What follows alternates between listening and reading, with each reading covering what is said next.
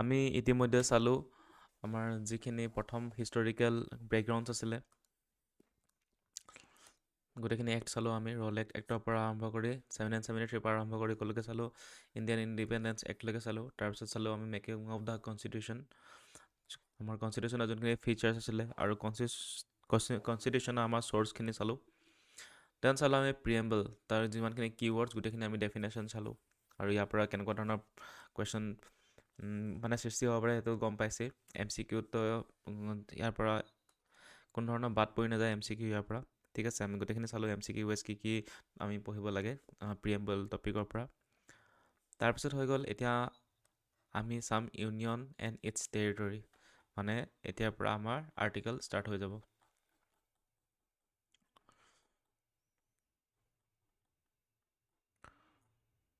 তো union in its territory Union of States. Article 1 describes that India, that is Bharat, as a union of states rather than a federation of states. তো আমাৰ ভাৰতখন এখন union of states হয় ঠিক আছে it is not a federation of a state আৰু first আৰ্টিকলটো হৈছে India that is Bharat তাৰ পৰা ষ্টাৰ্ট হয় ঠিক আছে প্ৰথম আৰ্টিকলটো কি India that is Bharat as a union of states is a union of states তো এইটো ফাৰ্ষ্ট আৰ্টিকল তাৰপিছত first schedule of the constitution list the name of states and their territories আৰু যোনটো আমাৰ এতিয়া বৰ্তমান সময়ত 12টা শিডিউল আছে ষ্টাৰ্টিঙত 8টা শিডিউল আছিল আৰু তাৰ ফাৰ্ষ্ট শিডিউলত আমাৰ এই ইউনিয়ন আৰু ষ্টেটছ আৰু ইয়াৰ টেৰিটৰিবোৰৰ বিষয়ে উল্লেখ আছে তাৰপিছত phase union of states heads preferred to Federation of States for two reasons. One, the Indian Federation is not the result of an agreement among the states like the American Federation, and two, states have no right to secede from the Federation. গতিকে আমাৰ এখন ইণ্ডিয়াখন federation of states বুলি নকয় union of states কিহৰ কাৰণে কোৱা হয় কাৰণ ইণ্ডিয়াৰ যোনটো ফেডাৰেশ্যন সেইটো এটা এগ্ৰিমেণ্ট হিচাপে যোনটো ষ্টেটছ যেনেকৈ আমেৰিকাত কি হৈছে যিমানখিনি ষ্টেটছ আছে তেওঁলোকে মানে ষ্টেটছসমূহে এটা এগ্ৰিমেণ্টৰ জৰিয়তে ইণ্ডিয়াৰ লগত কি হৈ আছে ইউনাইটেড হৈ আছে ঠিক আছে কিন্তু আমাৰ ইণ্ডিয়াৰ ক্ষেত্ৰত তেনেকুৱা নহয় যিমানখিনি ষ্টেটছ আছে তেওঁলোকে এগ্ৰিমেণ্টৰ ক্ষেত্ৰত ইউনিয়ন হৈ থকা নাই ঠিক আছে এইটো মানে সেইটো কাৰণে ইয়াক ফেডাৰেশ্যন বুলি কোৱা নহয় আৰু ছেকেণ্ডটো কৈছে যে USA যোনখিনি ষ্টেটছ আছে তেওঁলোকে নিজৰ মন গ'লে তেওঁলোকে তাৰ পৰা গুচি আহিব তেওঁলোকৰ নিজৰ কনষ্টিটিউশ্যন আছে ফ্লেগ আছে নিজৰ নিজৰ চবৰে কিন্তু আমাৰ ভাৰতৰ ক্ষেত্ৰত সেইটো বস্তু নাই আৰু যদি কোনোবা ৰাজ্যই বিচাৰে যে আমি ইয়াৰ পৰা গুচি যাম মানে আমি ভাগ হৈ যাম ইণ্ডিয়াৰ পৰা তো তেনেকৈ হ'ব নোৱাৰিব তো সেইটো কাৰণে ইণ্ডিয়াক ইউনিয়ন অফ ষ্টেটছ কোৱা হয় rather than federation of states তাৰপিছত হৈছে according to article 1 the territory of India can be classified into 3 categories আমাৰ ইণ্ডিয়াৰ যোনখিনি টেৰিটৰী আছে সেইটো তিনিটা ভাগত ভাগ কৰিব পাৰি একৰ্ডিং টু আৰ্টিকল 1 আৰ্টিকল 1ত লিখা মতে তিনিটা ভাগত ভাগ কৰিব পাৰি ইণ্ডিয়াৰ কেটেগৰীসমূহ ইণ্ডিয়াৰ টেৰিটৰীসমূহ প্ৰথমটো হৈছে টেৰিটৰী অফ ষ্টেটছ তাৰপিছত ছেকেণ্ড হৈছে ইউনিয়ন টেৰিটৰী থাৰ্ডটো হৈছে territory that may be acquired by the government India of at any time তো প্ৰথমটো হৈ গৈছে আমাৰ ষ্টেটছখিনিৰ কথা কৈছে ঠিক আছে টেৰিটৰী অফ ষ্টেটছ ছেকেণ্ডত আমাৰ যোনখিনি UT আছে ইউনিয়ন টেৰিটৰী তাৰ কথা কৈছে আৰু থাৰ্ডত হৈছে টেৰিটৰী যোনবোৰ মানে একুৱায়াৰ কৰাৰ সম্ভাৱনা আছে গভৰ্ণমেণ্টৰ দ্বাৰা যিকোনো সময়ত তো সেইটো তিনিটা হৈ গৈছে কি আমাৰ এনেকৈ তিনিটা ভাগত ভাগ কৰিব পৰা যায় আমাৰ টেৰিটৰীসমূহ ইণ্ডিয়াৰ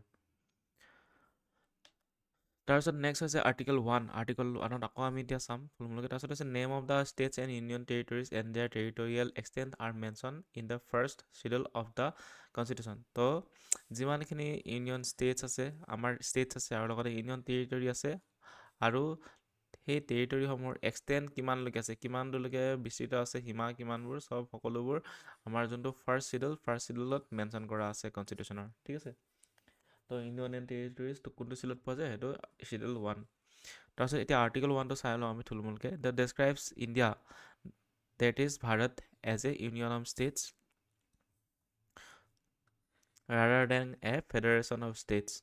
This provision deals which two things, one the name of the country and other the type of the polity. গতিকে যোনটো আমাৰ আৰ্টিকল 1 লিখা আছে ডেছক্ৰাইব ইণ্ডিয়া, ডেছক্ৰিপশ্যন দিয়া আছে India that is Bharat as a union of states. তো সেইটোৱে কি বুজাইছে, প্ৰথমটো বুজাইছে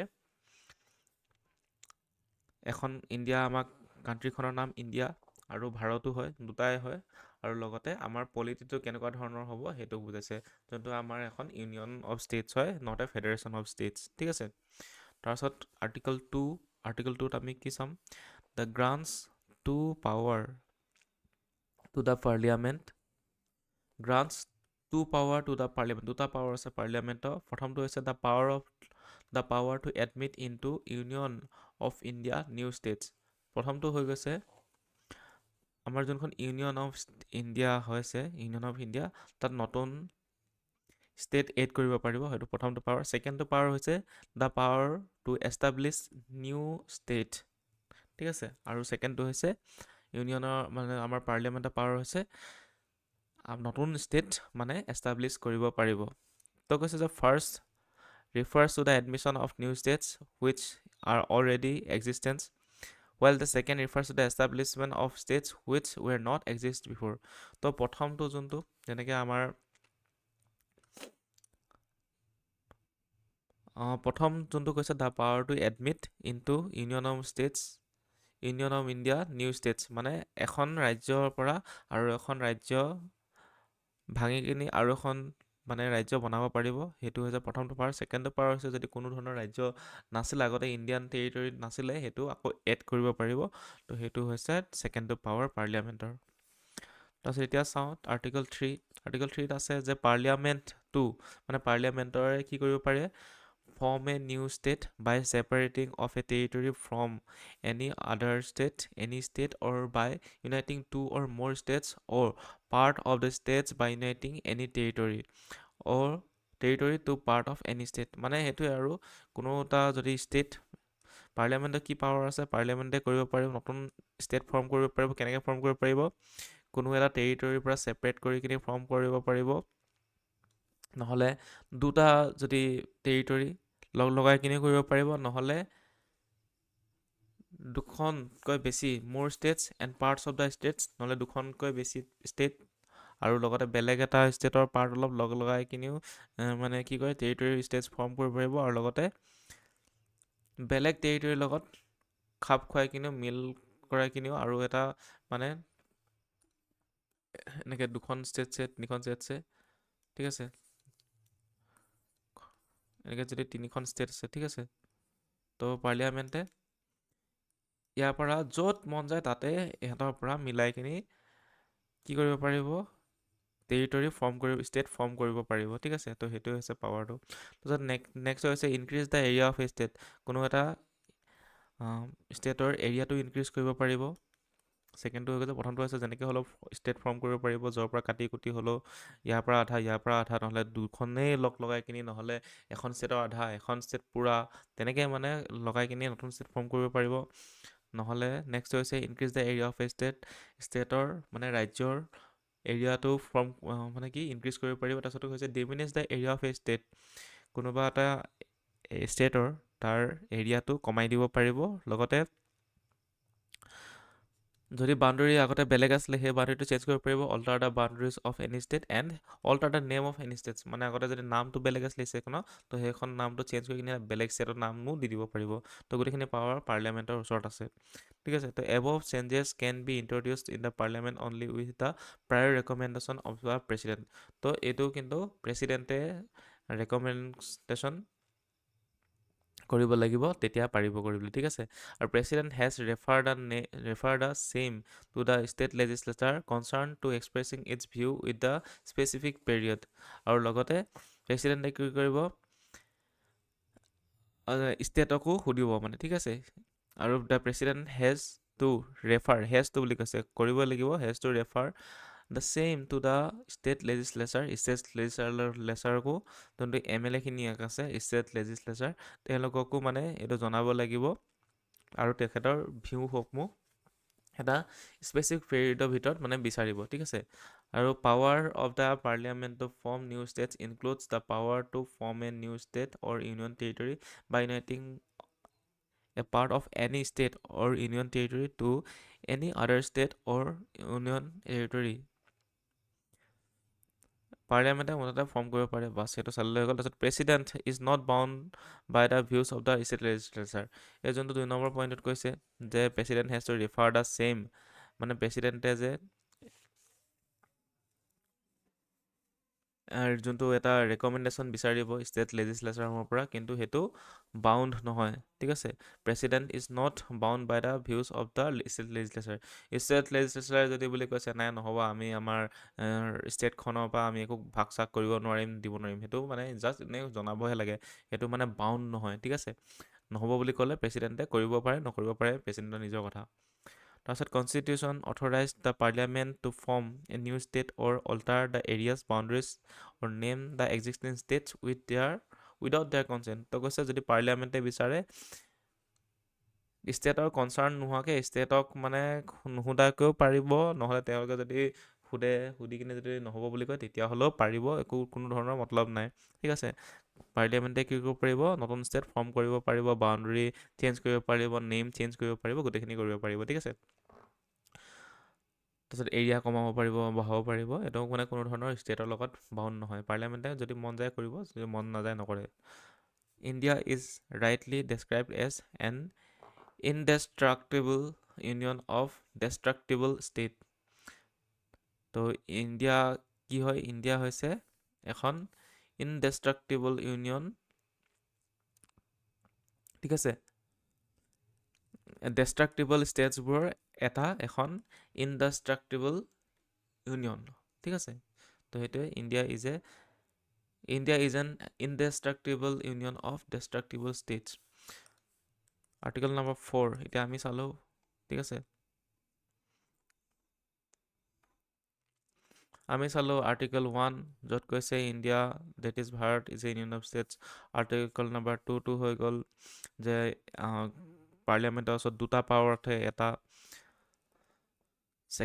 প্ৰথমটো হৈছে যিকোনো ধৰণৰ ষ্টেট ফৰ্ম কৰিব পাৰিব, ছেকেণ্ডটো হৈছে যিকোনো ধৰণৰ ষ্টেট মানে জইন কৰাব পাৰিব ইণ্ডিয়াৰ লগত। থাৰ্ডটোত কি কৈছে, পাৰ্লিয়ামেণ্টৰ যোনখিনি পাৱাৰ সেইখিনি ডেছক্ৰাইব কৰা হৈছে। নতুন ষ্টেট ফৰ্ম কৰিব পাৰিব, নতুন ষ্টেটৰ এৰিয়া ইনক্ৰিজ কৰিব পাৰিব, ষ্টেটৰ এৰিয়া ডিক্ৰিজ কৰিব পাৰিব, তাৰপিছত যিকোনো ধৰণৰ বাউণ্ডেৰী চেঞ্জ কৰিব পাৰিব, আৰু যিকোনো ধৰণৰ নেম চেঞ্জ কৰিব পাৰিব। এই এটা দুটা তিনিটা চাৰিটা 5টা পইণ্ট আৰ্টিকল 3 দিয়া আছে।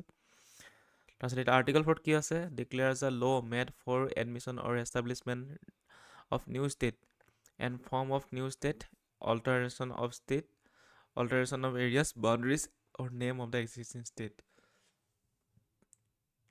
ঠিক আছে, declares a law' made for admission or establishment of the new states, মানে ইয়াত ল' কথা লিখা আছে আৰ্টিকল নম্বৰ 4, য'ত এডমিশ্যন নহ'লে এষ্টাব্লিছমেণ্ট কৰা হ'ব আৰ্টিকল 2ৰ মতে নতুন ষ্টেটৰ, ঠিক আছে।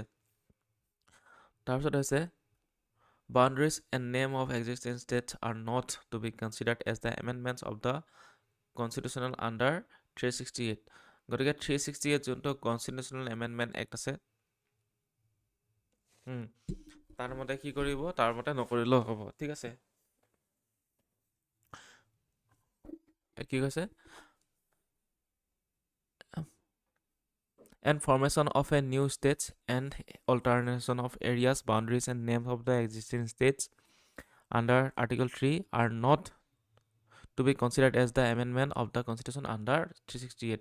আৰু এইটো যোনটো চেঞ্জ কৰিব, বাউণ্ডাৰী চেঞ্জ কৰিব, এৰিয়া চেঞ্জ কৰিব, নেম চেঞ্জ কৰিব, এইখিনি মানে আৰ্টিকল 368 যোনটো কনষ্টিটিউশ্যনেল এমেণ্ডমেণ্ট আৰ্টিকল হয়, তো তাৰ আণ্ডাৰত নপৰে।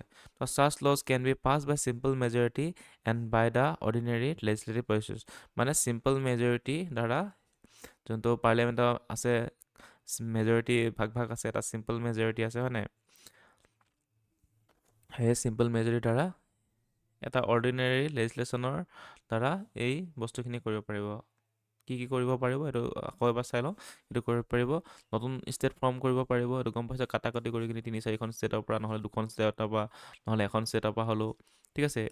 তাৰপিছত নেক্সটটো হৈ গ'ল এৰিয়া ইনক্ৰিজ কৰিব পাৰিব, তাৰপিছত এৰিয়া ডিক্ৰিজ কৰিব পাৰিব, তাৰপিছত বাউণ্ডেৰীটো চেঞ্জ কৰিব পাৰিব, আৰু লগতে যদি নাম যদি চেঞ্জ কৰিব বিচাৰিছে ষ্টেটৰ নামো চেঞ্জ কৰিব পাৰিব। এই গোটেইখিনি পাৱাৰ আছে, আৰু এইটো গোটেইটো চিম্পল মেজৰিটিৰ দ্বাৰা হৈ যাব। তাত মানে এবছলিউট মেজৰিটি নালাগে, ঠিক আছে, কমপ্লেক্স মেজৰিটি নালাগে।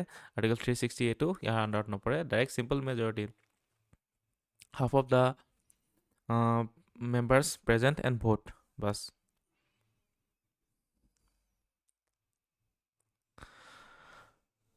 তাৰপিছত হৈ গৈছে various commissions evolution of the states and UTs. ষ্টেটৰ various commission evolution of states and ইউনিটিৰ ইভলিউশ্যনত বিভিন্ন ধৰণৰ কমিটি আজিলৈকে কমিশ্যন পঢ়িছে। গোটেইখিনি কমিশ্যন আমি চাই ল'ম এতিয়া। প্ৰথমতে এতিয়া ধাৰ কমিশ্যন। ধাৰ কমিশ্যন কিহৰ লগত জড়িত? ইউনিয়ন অফ ষ্টেটছ আৰু ইউটিৰ লগত, ঠিক আছে। For recognition of states on linguistic basis. Accordingly, in June 1948, the government of India appointed the Linguistic Provinces Commission under the chairmanship of S.K. Dhar to examine the feasibility. The commission submitted the report in December 1948 and recommended the reorganization of the states on the basis of the administrative convenience rather than the linguistic factor. তো ধৰ commission কিহৰ কাৰণে বনাইছিলে? সেইটো বনাইছিলে যে আমাৰ যোনখন ইণ্ডিয়াখন ৰাজ্যখিনি লিংগুইষ্টিক বেচিছত, মানে লেংগুৱেজৰ বেচিছত ভাগ ভাগ কৰিম বুলি কৈছিলে, ঠিক আছে। আৰু সেইটো চাবলৈ কাৰণে কি বনাইছিলে? ধৰ কমিশ্যনখন ফৰ্ম কৰা হৈছিলে। তাৰপিছত কমিশ্যনখনে ৰিপৰ্ট দিলে 1948ত, কি বুলি দিলে? The recommendation of the reorganization of the states of the basis of the administrative convenience rather than the linguistic factor. তো ক'লে যে ধৰ কমিশ্যনে যে লিংগুইষ্টিক ফেক্টৰৰ ওপৰত বেছ কৰি কিনে ৰিঅৰ্গেনাইজেশ্যন কৰিব নালাগে আমাৰ ষ্টেটসমূহ, যোনটো এডমিনিষ্ট্ৰেটিভ কনভেনিয়েঞ্চ আছে তাৰ ওপৰত বেছ কৰি কিনে আমাৰ ষ্টেটসমূহ, যোনখিনি ভাৰতৰ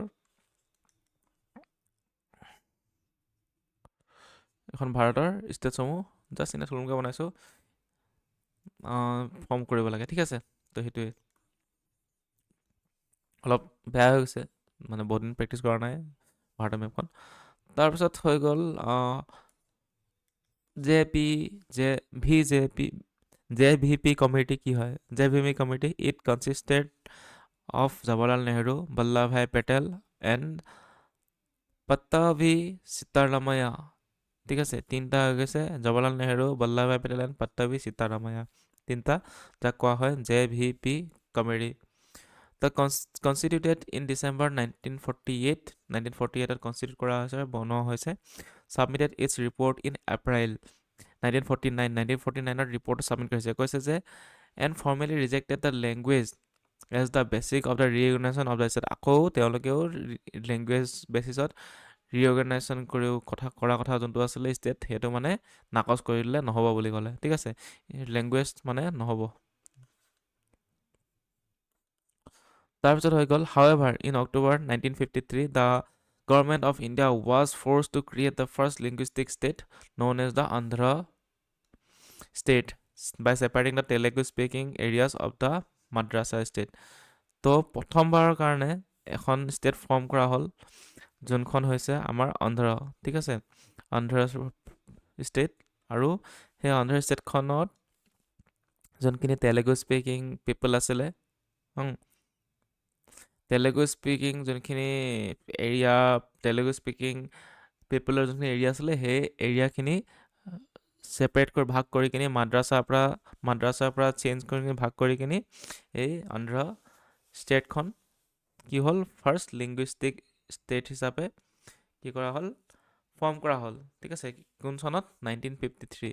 তো এইটো কুৱেশ্যন আহি থাকে যে কোনখন ষ্টেট ফাৰ্ষ্ট লিংগুইষ্টিক বেচিছত মানে ফৰ্ম কৰা আছিল? সেইখন হৈছিলে অন্ধ্ৰ, ঠিক আছে। আৰু JVP কমিটিয়ে কি কৈছিলে? যে লিংগুইষ্টিক বেচিকছত নহ'ব বুলি কৈছিলে, আৰু ৰিপৰ্ট ছাবমিট কৰিছিলে 1949, বনোৱা হৈছিলে 1948ত। তো দুখন কমিটিৰ কথা মনত থাকি গ'ল। এটা ধৰ কমিটি কেতিয়া বনোৱা হৈছিল?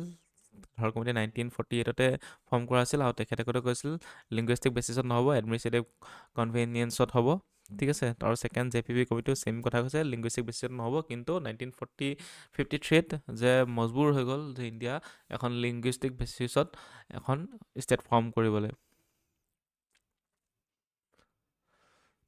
তাৰপিছত আহিলে ফজল আলী কমিটি।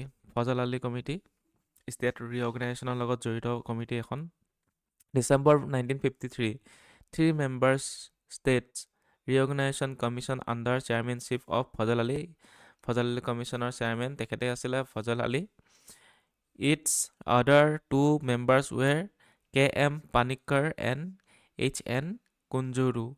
ঠিক আছে, ফজল আলী কমিশ্যনৰ 3জন মেম্বাৰ আছিলে, এজন ফজল আলী নিজে আৰু বাকী দুজন আছিলে K.M. Panikkar আৰু H.N. Kunjuru। ই কৈছে ছাবমিটেড ইটছ ৰিপৰ্ট ছেপ্টেম্বৰ 1955ত ৰিপৰ্ট ছাবমিট কৰিলে কি বুলি ক'লে সেইটো ইম্পৰ্টেণ্ট। ত' ব্ৰডলি একচেপ্টেড দ্য লেংগুৱেজ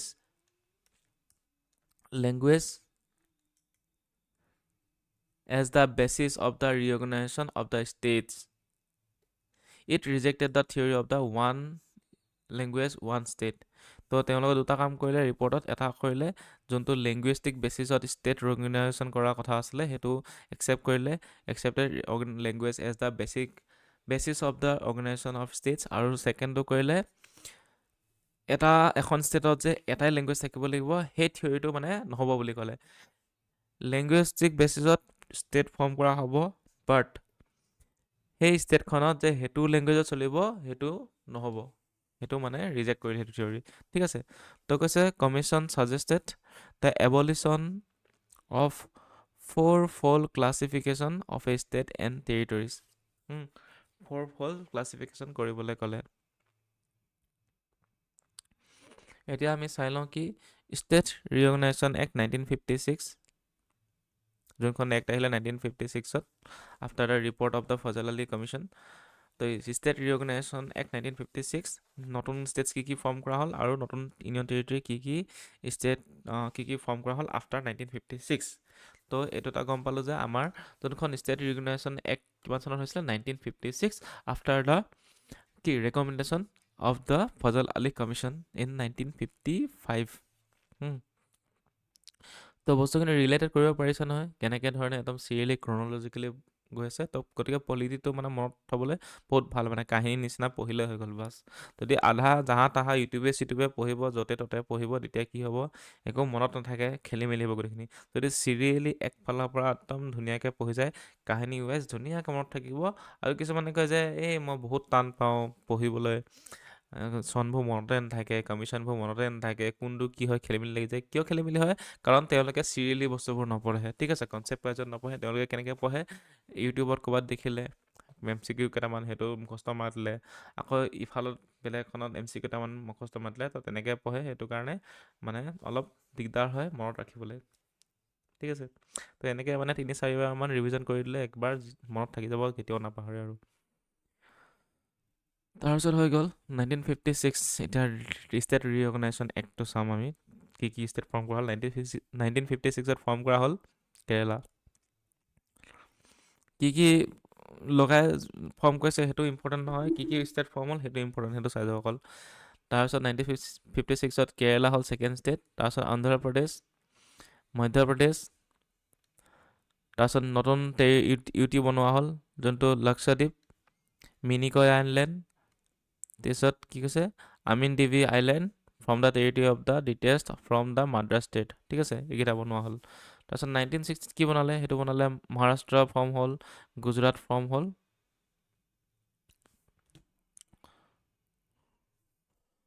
তাৰপিছত গুজৰাট ফৰ্ম হ'ল। তাৰপিছত হৈ গ'ল 1961ত হৈ গ'ল দাদৰা এণ্ড নগৰ হাভেলী। এইটো 10th কনষ্টিটিউশ্যনেল এমেণ্ডমেণ্টত হৈছে।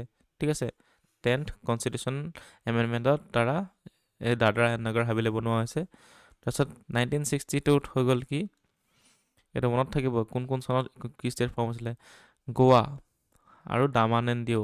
কোনটো আৰ্টিকল, যোনটো কনষ্টিটিউশ্যনেল এমেণ্ডমেণ্ট কিমানৰ মতে, 12th কনষ্টিটিউশ্যন এমেণ্ডমেণ্টৰ মতে। 10ৰ মতে বনিলে 1961ত দাদৰা এণ্ড নগৰ হাভেলী, 12ত বনিলে গোৱা, দামান দিউ, আৰু কনষ্টিটিউশ্যনেল এমেণ্ডমেণ্ট 14ত বনিলে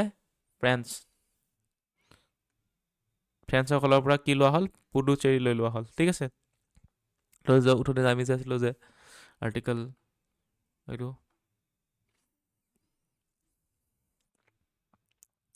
এইটো এষ্টাব্লিছমেণ্ট অফ নিউ ষ্টেটছ, তো সেইটোৱে বস্তুটো আৰ্টিকল 2ত। নতুন ষ্টেট মানে জইন কৰি দিয়া হ'ল মানে এখন ফ্ৰেঞ্চখনতো মানে কি পুডুচেৰী ফ্ৰেঞ্চৰ কলনী আছে, ফ্ৰেঞ্চসকলে আমাক দি থৈ গ'ল পুডুচেৰীটো। 1963 ফৰ্ম হ'ল নাগালেণ্ড। তাৰপিছত 1966 হৈ গ'ল হাৰিয়ানা। 1971 আহিলে হিমাচল প্ৰদেশ। 1974 ছিক্কিম। যোনকেইটা লগত এমেণ্ডমেণ্ট জড়িত হৈ আছে, তো সেইকেইটা ষ্টেট ইম্পৰ্টেণ্ট হৈ যায়, আকৌ এবাৰ কৈ দিম মই। 1987 হ'ল মিজোৰাম, অৰুণাচল প্ৰদেশ আৰু গোৱা, তিনিটা। ঠিক আছে। তাৰপিছত 2000 হৈ গ'ল ছত্তীশগড়, উত্তৰাখণ্ড এণ্ড ঝাৰখণ্ড। 2014 জন্ম হ'ল তেলেংগানা আৰু 2019 দুখন union territories, Jammu Kashmir and Ladakh 2019। ঠিক আছে, সেইটোৱে। আৰু ইয়াত কৈছে Jammu and Kashmir reorganization act 2019 bifurcated the erstwhile state Jammu Kashmir into two separate union territories, namely the Union Territory of Jammu Kashmir and the Union Territory of Ladakh. তো 2019 জম্মু কাশ্মীৰৰ পৰাই ছেপাৰেট কৰি কিনি কি কৰি কিনি অঁতৰাই আনি কিনি বাইফাৰকেট কৰি কিনি union territory of Ladakh form কৰা হ'ল। ঠিক আছে, তো এইটোৱে। তো এতিয়া আকৌ এবাৰ আমি চাই লওঁ যোনখিনি কনষ্টিটিউশ্যনেল এমেণ্ডমেণ্টৰ লগত জড়িত আছে সেইখিনি। প্ৰথমখন হৈ গ'ল আপোনালোকে গম পাইছে ৰিকগনাইজেশ্যন, মানে লিংগুইষ্টিক বেচিছত প্ৰথম ফৰ্ম হোৱা ষ্টেটখন হৈছে কি কেৰালা।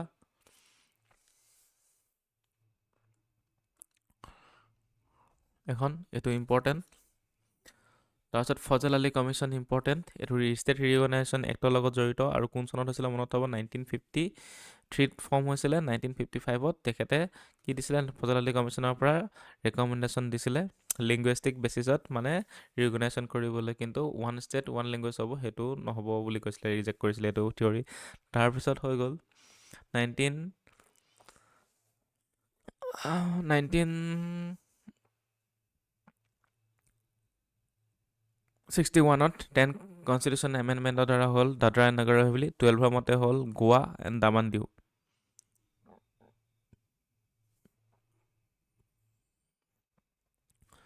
তাৰপিছত 14 মতে হ'ল ফ্ৰেঞ্চৰ পৰা লোৱা হ'ল পুডুচেৰী 14th কনষ্টিটিউশ্যনেল এমেণ্ডমেণ্ট।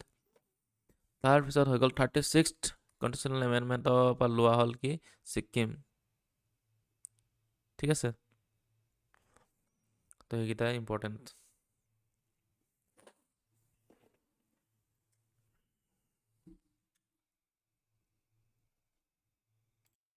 আৰু ইয়াতে এটা কথা হৈ গ'ল যে আপোনালোকে দেখিব পাৰে যে গোৱাটো দুবাৰ আছে হয়নে?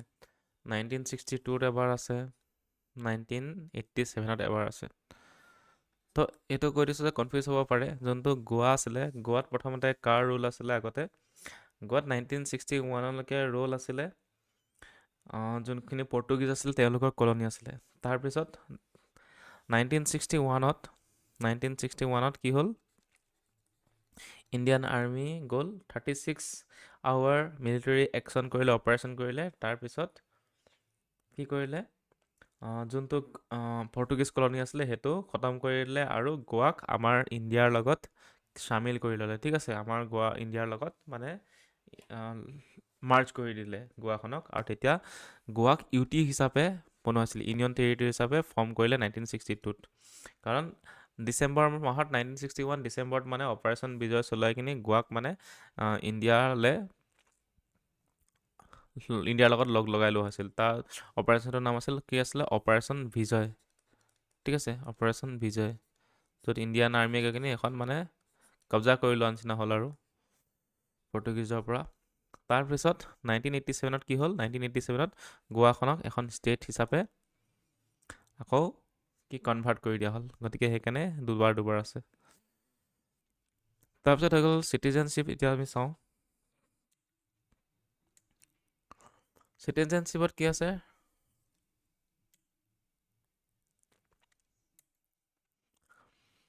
ৰাইটছ অনলি টু চিটিজেন আৰু ৰাইটছ অনলি টু এলিয়েন।